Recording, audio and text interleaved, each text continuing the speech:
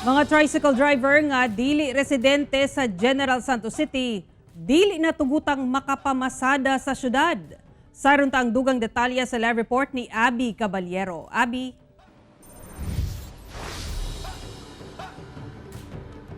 Sara, kinihuman nga lapas triple na sa angay nga ihap sa mga tricycle ang nagapamasada sa syudad.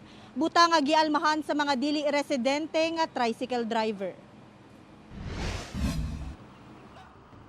Naabdan sa GMA Regional TV 1 Mindanao din sa Buayan Checkpoint General Santos City ang tricycle driver nga si Ray de la Cruz nga tricycle driver sa Alabel, Sarangani.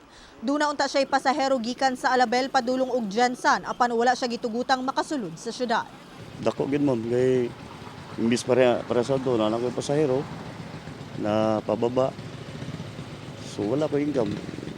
Matod sa General Santos City Council, lakang nila kini aron makunhuran ang problema sa transportasyon sa syudad. Kung asa ang mga tricycle driver nga dili residente sa Jensan, bawal na mamasada sa syudad.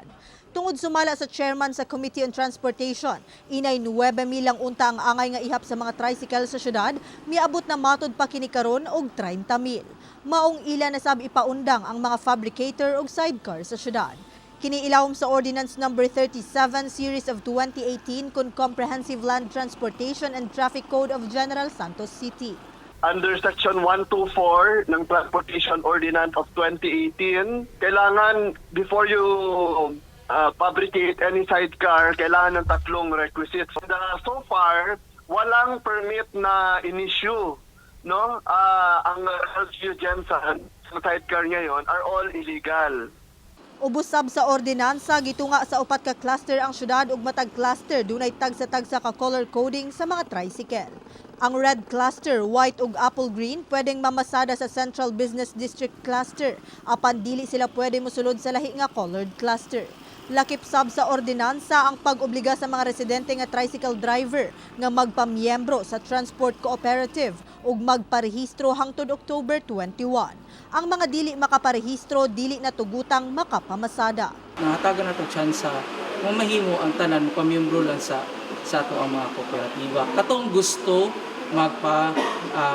magbiyahe or maghimong public transport. Dako na kayo ng panahon, mapagos sa city na i-impose kina to ang balaod.